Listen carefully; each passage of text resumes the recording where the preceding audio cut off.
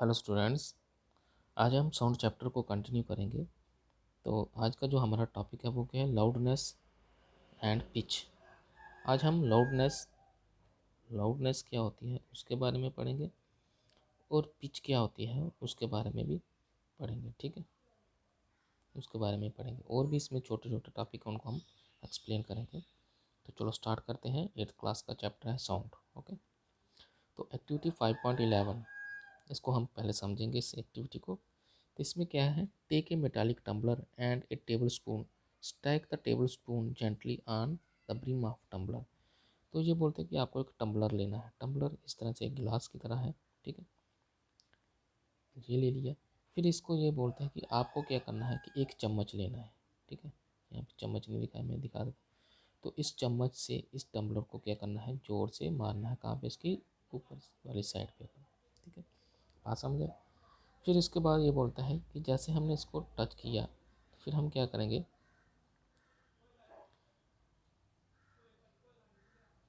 Hair the sound produce. बोलते कि जैसे हमने उसको जेंटली थोड़ा सा टच किया तो हमने उसकी आवाज़ सुनी है। Now bang the spoon on the tumbler and hear the sound produce again. बोलता फिर हमने क्या करना है? दोबारा से उसको ज़ोर से मारना है, ठीक है, चम्मच को किसके ऊपर? गिलास के ऊपर। फिर दोबारा से उसकी आवाज़ सुननी है। Is the sound louder when the tumbler strike hard. बोलते कि जब हमने टम्बलर को चम्मच को टम्बलर के ऊपर ज़ोर से मारा तब हमें आवाज़ कैसी आई? ज़ोर से सुनाई दी। हाँ, ये तो ऑब्वियसली है कि जब हम उसको ज़ोर से मारेंगे तो उसकी आवाज़ ज़ोर से सुनाई देगी, ठीक है। अब देखो उसके साथ ही ये क्या बोलते हैं? Now suspend small thermocol ball touching the rim of the tumbler. अब जो बोलते हैं कि अब हमें क्या करना है? एक थर्मोकोल की पतली सी बॉल को हमने टम्बलर के साथ टच करना है, ठीक है। Vibrate the tumbler by striking it, see how far the ball is displaced. The displacement of the ball is measure of the amplitude of the vibration of the tumbler. अब ये बोलते हैं कि हमने क्या करना है? जैसे यहाँ पे दिखाया गया है, हमने क्या करना है? एक थर्मोकोल की बॉल, जैसे ये है ना, ये क्या है? हमारी थर्मोकोल की बॉल है। थर्मोकोल होता है, उसकी बॉल को हमने इसके साथ टम्बलर के साथ टच करवाना है, ठीक है। जैसे इसने पकड़ा हुआ है यहाँ से ऊपर से, तो इसको टच करवाए। अब क्या करेंगे? जब इसको हम क्या करेंगे? चम्मच से इसको बीट करेंगे, मारेंगे। तो अब ये बाल क्या करेगी? इससे क्या करेगी? जब हम आराम से मारेंगे, थोड़ा सा हल्का मारेंगे, तो ये बाल क्या करेगी? थोड़ी दूर जाएगी। लेकिन जब हम इसको ज़ोर से मारेंगे तो बाल क्या करेगी? ज़्यादा दूर जाएगी। बात समझ रहे हो आप? ये बोल रहे हैं। तो अब हम इसमें देखेंगे कि जो हमारा, जैसे हमने इसको टम्बलर को चम्मच से स्ट्राइक किया है, तब ये बॉल है जो, अब अगर हम जेंटली स्ट्राइक करेंगे तो ये बॉल थोड़ी दूर जाएगी। लेकिन जब हमने इसको ज़ोर से स्ट्राइक किया तो ये बॉल, जो थर्मोकोल की बॉल, ये ज़्यादा दूर जाएगी, ठीक है। अगर हम ज़ोर से मारते हैं तो बॉल ज़्यादा दूर जा रही थी। इसी को समझने के लिए हमने ये बताया कि वो दूर क्यों जा रही है। अब इसको क्यों दूर जाने का क्या मीनिंग है यहाँ पे? यहाँ पे in which case in which case the amplitude is larger. Amplitude mean क्या हो गया? कि vibration. Compare the amplitude of the vibration. क्योंकि जैसे हमने टम्बलर को जोर से मारा तो वो क्या है? वाइब्रेट, जोर से कर रहा है, ठीक है। तो इसका मतलब कि उसकी वाइब्रेशन क्या है? जोर से निकल रही है, ठीक है। तो वाइब्रेशन जोर की वजह से क्या है कि उसकी जो, यहाँ पे क्या है? हाँ, the vibrate of the tumbler by striking, see how far the ball displace. हमें क्या करना? बॉल कितनी दूर जाती है जब हम इसको क्या कर रहे हैं? उसको टच कर रहे हैं।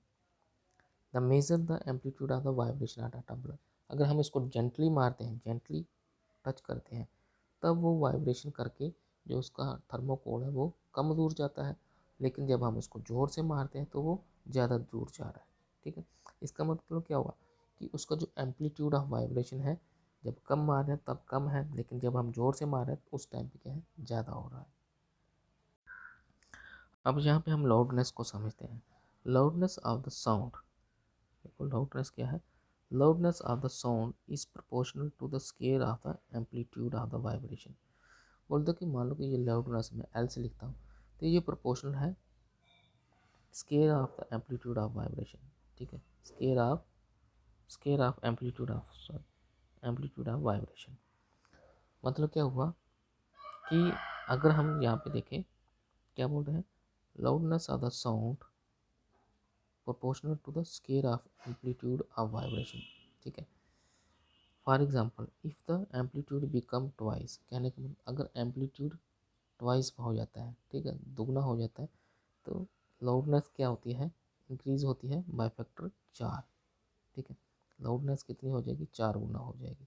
तो यही बता रहा है कि अगर हम देखें, अगर लाउडनेस हमारी कितनी है proportion to square of amplitude, तब क्या होता है हमारी जो साउंड है एम्पलीट्यूड ऑफ वाइब्रेशन कितना हो जाता है, वो उसका 4 फैक्टर ज़्यादा हो जाता है, ठीक है, 4 फैक्टर ज़्यादा हो जाता है। ये चीज़ समझने की कोशिश, इस लाइन को समझिए कि क्या बोल रहे हैं, the loudness of the sound is proportional to square of the amplitude of the vibration producing the sound, ठीक है। अब इसका एग्जाम्पल क्या है, एम्पलीट्यूड बिकम ट्वाइस, अगर एम्पलीट्यूड ट्वाइस होता है तो लाउडनेस कितनी ज़्यादा हो जाती है, बाय फैक्टर 4, ठीक है, 4 गुना ज़्यादा हो जाती है।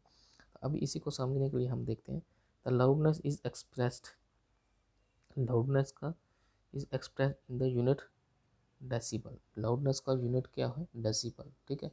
कभी भी आपको क्वेश्चन में आ सकता है एक नंबर का कि लाउडनेस का यूनिट क्या है, डेसिबल, तो इसको स्मॉल कैसे लिखते हैं, स्मॉल डी और big B, decibel, okay. The following table gives some idea of the loudness of the sound coming from the various source। तो एक टेबल दिया है जिसमें अलग अलग साउंड के बारे में बताया गया है। इसको देखो आप, अगर हम नॉर्मल ब्रीथिंग कर रहे हैं, सांस लेते हैं, तो हमारी सांस की भी साउंड होती है, वो कितनी है, 10 डेसिबल, ठीक है। अगर हम सॉफ्ट विस्पर कर रहे हैं, ठीक है, कई बार हम आहिस्ते आहिस्ते बात करते हैं, तो उस टाइम पे साउंड कितनी होती है हमारी, 30 डेसिबल। नॉर्मल अगर हम बात कर रहे हैं तो हमारी साउंड कितनी होती है, 60 डेसिबल, ठीक है। बस की ट्रैफिक होती है, जो बसेस वगैरह चलती है, वहाँ पे 70 डेसिबल वगैरह होती है, ठीक है। अच्छा, एवरेज फैक्ट्री जो हमारी फैक्ट्री होती हैं उनकी कितनी आवाज़ होती है, 80 डेसिबल तक होती है। अब जो बोलते हैं कि above the 80 decibel the noise become physically painful, अगर हम 80 डेसिबल से ज़्यादा नॉइस होगी तो वो हमें क्या करती है, नुकसान करती है, और हमें वो शोर ज़्यादा लगता है, ठीक है, पेनफुल होता है, हमारे लिए नुकसानदायक होता है, हमें दर्दनाक पहुंचाता है वो, ठीक है। अब क्या है, इसी के साथ बोलते हैं the loudness of the sound depend on the it's amplitude, जो आवाज़ होती है साउंड की वो किसके ऊपर डिपेंड है, सारी एम्पलीट्यूड के ऊपर, कितना एम्पलीट्यूड है किस चीज़ का। But the amplitude vibration is large, अगर वाइब्रेशन का एम्पलीट्यूड लार्ज है तो साउंड प्रोड्यूस इज लाउड, तब साउंड किस तरह की होगी, प्रोड्यूस लाउड होगी, ठीक है। When the amplitude is small the sound produce is feeble, समझे बात, अगर एम्पलीट्यूड ज़्यादा है तो साउंड क्या होगी, एम्पलीट्यूड अगर ज़्यादा है तो साउंड कैसी प्रोड्यूस होगी, लाउड, ज़्यादा एम्पलीट्यूड है sound loud produce, small amplitude है तो साउंड क्या हो जाएगी, फीबल, कम, ठीक है, ये आपको याद रखना है। अब क्या है, बोलते हैं compare the sound of baby with that of the adult, एक बच्चे की साउंड आप एक अडल्ट से कंपेयर करें, is there is any difference, क्या इन दोनों में कोई फ़र्क है, even if the two sound are equally loud, अगर दोनों का लाउड तो बराबर है, ठीक है, लेकिन क्या दोनों में फ़र्क है, हाँ फ़र्क है, द डिफरेंट इन सम वे, उनमें फ़र्क होता है, मान लो कि दोनों की लाउडनेस बराबर है, लेकिन फिर क्या है उनमें फ़र्क होता है, वो किस तरह से फ़र्क होता है उसको हम समझते हैं। तो जैसे कि हमने, I wonder why the voice of the different from the that of my teacher, वो तो कि मैं हैरान हूँ कि मेरी आवाज़ मेरे टीचर से अलग क्यों है। The frequency determine the shrillness और the pitch of the sound, बोलता फ्रीक्वेंसी की वजह से हमें किसी भी साउंड की पिच, ठीक है, कि कोई साउंड की या श्रिलनेस के बारे में पता चलता है। If the frequency of the vibration is high, अगर फ्रीक्वेंसी ज़्यादा होगी वी से द साउंड इज श्रिल, अगर किसी चीज़ की फ्रीक्वेंसी ज़्यादा होगी तो साउंड क्या होगी, तीखी होगी, श्रिल होगी, ठीक है, has higher pitch. If the frequency vibration low, अगर फ्रीक्वेंसी कम होगी तो साउंड क्या होगी, पिच उसकी कम होगी। For example drum vibrate at low pitch, therefore it produce low pitch sound. बात समझे? अगर किसी चीज़ की फ्रीक्वेंसी क्या है ज़्यादा, मैं ऐसे लिखता हूँ फ्रीक्वेंसी ज़्यादा है, ठीक है, उस टाइम पे उसकी पिच या श्रीलनेस वो भी क्या होगी, ज़्यादा होगी, ठीक है। अगर क्या है फ्रीक्वेंसी क्या होगी, कम है, डाउन है, तो जो उसकी पिच होगी वो भी, पिच भी क्या होगी इसकी डाउन होगी, लाउडनेस इसकी क्या होगी वो भी, साउंड की जो लाउडनेस होगी वो भी क्या होगी, कम होगी। तो यहाँ पे एग्जांपल दिया इसने ड्रम के बारे में। तो यहाँ पे देखो, अगर आप देखोगे तो यहाँ पे ड्रम है ना, तो ड्रम क्या है, इसकी पिच क्या है, कम है ना, तो इसकी पिच कम है, फ्रीक्वेंसी इसकी कम है, तो इसकी पिच भी कम है, ठीक है। लेकिन यहाँ पे एक लड़का है विसल बजा रहा है, तो इसकी जो फ्रीक्वेंसी है, विसल की फ्रीक्वेंसी वो ज़्यादा है, तो इसलिए इसकी पिच भी क्या होगी, ज़्यादा होगी। समझे बात? तो ये एक बताया है, इसको हम समझ लेते हैं फिर से। On the other hand, drum के बारे में हम, on the other hand a whistle has high frequency therefore produce the sound higher pitch. Whistle की फ्रीक्वेंसी क्या होती है, ज़्यादा होती है, तो इसलिए उसकी पिच भी क्या होती है, ज़्यादा होती है। A bird make high pitch sound where the lion make lower pitch roar. बोलते जो पक्षी होते हैं हमारे, ठीक है, जो पक्षी होते हैं इनकी साउंड, जो पिच साउंड होती है वो क्या होती है, हाई होती है। लेकिन जो हमारा एक शेर है उसकी जो साउंड की पिच होती है, फ्रिक्वेंसी होती है, वो क्या होती है, कम होती है, ठीक है। तो ये आप समझ सकते हो, यहाँ से आपने पढ़ लेना है, अपनी बुक में से भी पढ़ लेना है, खुद भी पढ़ना है। However the roar of the line is very loud, लेकिन उसकी लाउड है वो ज़्यादा होती है, पिच कम होती है। The sound of the bird is quite feeble, लेकिन उसकी साउंड है वो कम होती है, ठीक है। पिच क्या होता है कि कोई आवाज़ कितनी तीखी है उसको हम क्या बोलेंगे, पिच।